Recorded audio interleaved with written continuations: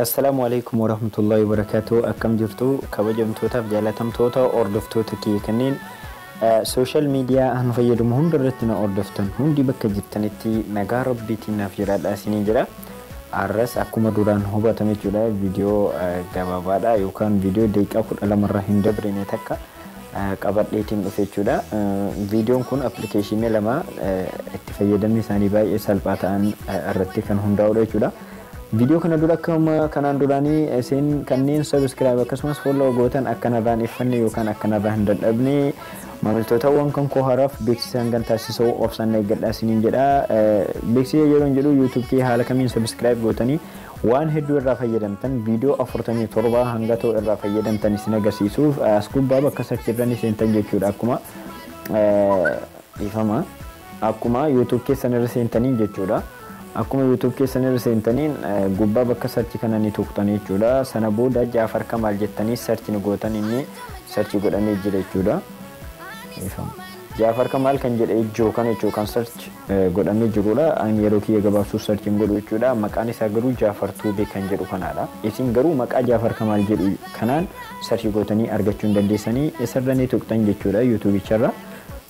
YouTube channel kana kanaaf guddistan deeggarsa waan gaggaarii kan isiniif dabarsuuf fuulduratti jechuudha. Kan waan hin beekne isin bira dhaabbadhuuf kabajaan akkana guddisan isin gaafadha jechuudha.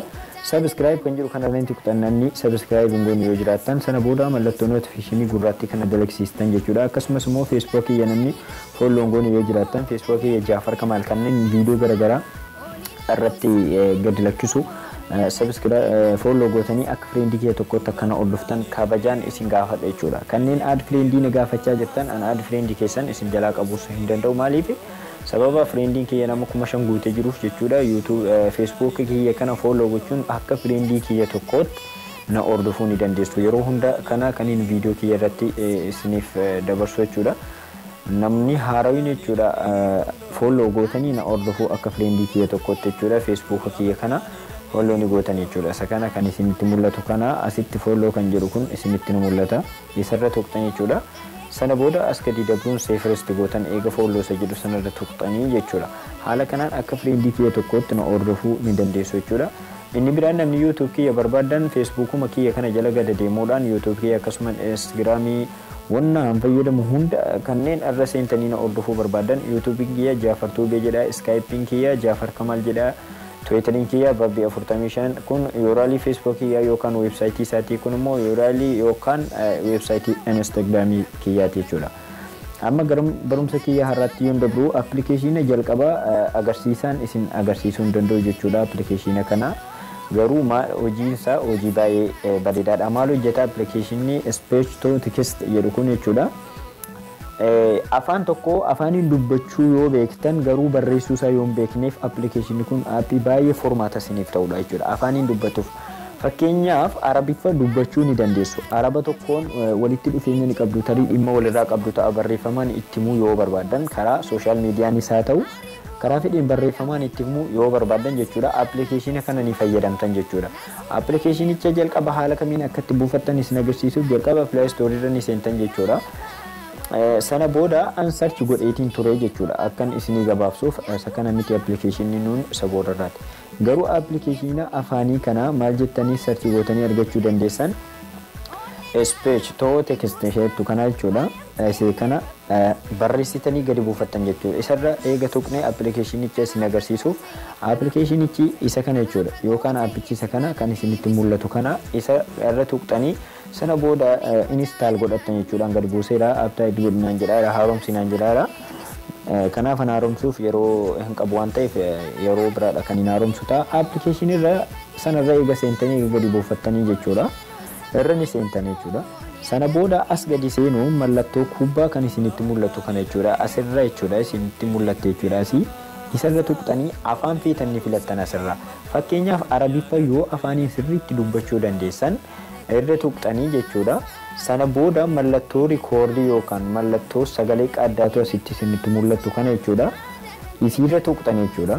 Achi booda afaan arabiffaa sana sirriitti nu dubbattan. Fakkeenyaaf aloo assalaamu alaykum wa rahmatullahi wa barakatuh jettanii yoo barreessitan yoo dubbattan barreeffamaan asirratti isiniif baasa jechuudha. An waan rikoordii godhaa jiruuf isiniif hin baasu jechuudha. Rikoordiin godhaadha waan ta'eef hin hojjetu. Sana booda egaa barreeffamaan asitti isinii bahee xiyya asirraa kanarra tuqxanii kallattii waan barreessitan sana nam tokkoof karaa sooshaal miidiyaa kamiinuu erguu ni dandeessu. Fakkeenyaaf waatsaappii nama itti erguu barbaadan waatsaappii iimoos haa ta'u jechuudha. Akkasitti jechuu keessaa filattanii gara barbaadanitti araba yookaan nama afaan arabiffaa fayyadamuun yoo walitti dhufeenya qabaattan akkasitti itti erguu ni dandeessan. Yoo amaariffaa afaaniin dubbachuu dandeessan garuu immoo barreessuu hin dandeenye asirra dhuftanii ammas afaan amaariffaa filattanii jechuudha. As gadi dhuftanii sana booda amaarinyaa yookaan amharik kan jedhu kanarra tuqxanii sana booda as gadi dabruudhaan jechuudha. Egaa filattanii jechuudha. Egaa afaan tokko filattanii as gadi dabruudhaan ifama jechuudha. Obsaan eeggadhaadhaan ganni hojjetu. As gadi dhuftanii jechuudha. Isii kanarra tuquudhaan amaariffa fakkeenyaaf jechuudha. Ni kaa'u xiyya kana ni argitan jedhee yaada jechuudha. Isii kana isiirra tuqxanii jechuudha. Sana booda yoo hiriyaa kan keessan tokko afaan amaariffaatiin dubbisuu barbaadan yookaan barreeffamatti erguu yoo barbaadan garuu barreessuu hin beekne afaaniin dubbachuu yoo beektan hayi wondiimee salaamnoo hundeennoo akkasitti jettanii isin ni dubbattan jechuudha. Sana booda inni barreeffamaan asirratti isiniif ba'a. Asirra tuqxanii jechuudha. Hiriyaa keessan kanneen afaan amaariffaa fayyadaman hunda barreeffamaan waliin chaat gochuu ni dandeessan jechuudha. Appilikeeshinii inni lammaffaan qubee maal jedhu barreessitanii gadi buufattan qubee lamatuudha. Inni qubee laa qubee daa jedhu kana qubee gurguddaa kana lamaan jechuudha. Play Store irratti ni barreessitan jechuudha. Gabaabinaan isin agarsiisuuf isa lammaffaa jechuudha. Appii isa lammaffadha. Play Store irra ni seentan jechuudha. Sana booda bakka search gubbaa kanarra tuqxanii jechuudha. Ani san sila search godhe delete haa godhu jechuudha. Obsaan eeggadhaa. Qubee laa fi qubee daa jedhu qofa ni barreessitan daa akkasitti jechuudha. Search gootan jechuun sana booda achi booda appilikeeshinichi kan isiniif bahu kana jechuudha. Kan bifa kanaan isiniif bahu isa kana jechuudha. Install godhattan download eega gootanii booda appilikeeshiniita xiyya garagaraa qaba. Xiyya sanarra tuqxanii eega irra seentanii booda maal isin fayyada? Appiin kun suuraa keessanirra waan garagaraa yookaan wanti fokkataan isin bira yoo jiraate jechuudha. Yeroo isin footoo yookaan suuraa kaatan bakka sanarra waan tokko taasisuuf isin fayyada jechuudha. Waan ifaa tokko akkasumas immoo yoo wanti tokko suuraa keessanirra hin jiraanne akkasumaan fedhii keessanii isin irra kaayyachuu ni dandeessu jechuudha. Asirra tuqxan jechuudha. Kios footoo kan jettu kana footoo kan jettu kanarra yoo tuqxan jechuudha. Suuraa irra galchi isiniin jedhaa jira. Anamamee suuraa tokko galchee dhufu dhiifama iccitii kee dhokfachuuf amma viidiyoo dhaabeetiin deebi'e jechuudha. Egaan walitti deebineerra suuraa tokko filadheedha. Suuraa hiriyaa kee eeguu ibsaati fakkeenyumaaf jechuudha. Fakkeenya suuraa isaa kanarra waan takka kaa'ee ni miidhagas jechuudha. Fakkeenyaaf asirraa ni filattan jechuudha. Yeroo isin suuraa tokko akkasitti filattanii irra seentan appicharra jechuudha. Egaa suuraa keessan filattanii as gadi ni barbaaddan waan suuraa keessan irra kaa'uu barbaadan jechuudha. Waan bifa kamii akka barbaadan fakkeenyaaf an isee kanaa filadhu jechuudha. Isee kana fakkeenyumaaf isee kanaa filadhu isiirran tuqa jechuudha. Sana booda akka argaa jirtan suuraarra dhuftee buuteetti jechuudha. Garuu gara feetanitti oofuu ni dandeessan jechuudha. Harka keessaniin xiqqeessuuf quba lamaan walitti harkistan, guddisuufis akkas quba lamaan walitti achi harkistan, xiqqeessuuf akkas quba lamaan walitti harkistan jechuudha. Akkas gochuudhaan xiqqeessuu ni dandeessu jechuudha. Suuraa keessanirra bakka barbaadanirra kaayyachuu ni dandeessan. Ifa garagaraa as gadi filattanii ammas kan biraa yoo barbaadan fakkeenyaaf isa kana jechuudha. Yoon barbaade akkas walitti fiddanii xiqqeessuudhaan suuraa keessanirra kaayyachuu ni dandeessan jechuudha. Bakka garagaraa akka ni bareedas jechuudha. Ifa addaatis ni ta'a jechuudha. Guutummaan guutuuttis guddistanii akkas walitti harkistanii suuraa keessanirra kaa'uu ni dandeessu jechuudha. Egaa waan tokko irra keewwattaniin booda mi'aan bifa kanaan ammas seef gochuu yoon barbaade as xiyya kanarra tuqxan jechuudha. Yoo seef gochuu barbaadan xiyya kanarra tuqxanii seef isiniif ta'a jechuudha. Egaa waan tokko irra kaayyattaniin booda jechuudha.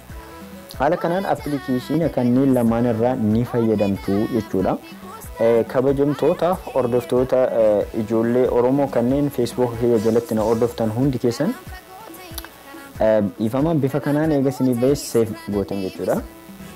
Seef isa jedhu kanarra tuqxan jechuudha. Sana mallattoo daawunloodii sanarra tuqxanii kanneen akkasuma dhimma kiyyatti yeroo deebi'u kanneen Facebook jalatti na hordoftan viidiyoo kee share yeroo isin gootan anaaf akkuman kanaan dura barreeffamaanis ta'e sagaleen isiniif ibsaa ture deeggarsa jechuudha. Waan gaarii akkan isiniif dabarsu waan an beekuun akkan isin bira dhaabadhuuf deeggarsa naaf ta'a waan ta'eef viidiyoo kee share naaf godhaan isiniin jedha. Qophiin kee har'aatis kanumaan kan raawwatudha. Assalaamu alaikum wa rahmatullahi ta'ala wa barakaatuh.